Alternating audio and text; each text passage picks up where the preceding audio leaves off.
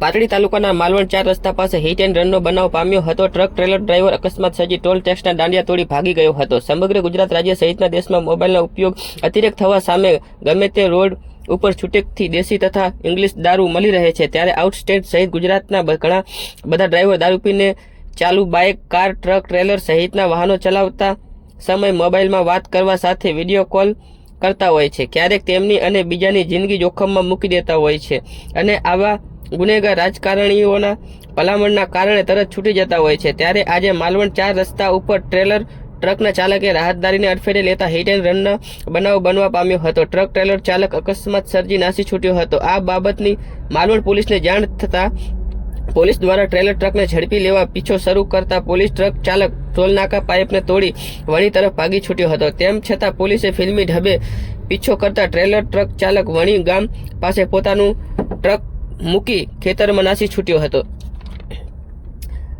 આથી પોલીસ દ્વારા ટ્રેલરને માલવણ પોલીસ સ્ટેશને લાવી અજાણ્યા ટ્રેલર ટ્રક સામે ગુનો નોંધી ટ્રેલરના નંબર ઉપરથી ટ્રેલર ટ્રકના માલિક અને ટ્રેલર ટ્રકના ચાલકની શોધખોળ શરૂ કરી છે। ત્યારે ઘાયલ થયેલ રાહતદારીને 108 દ્વારા સારવાર અર્થે પાટડી ખસેડવામાં આવ્યો હતો।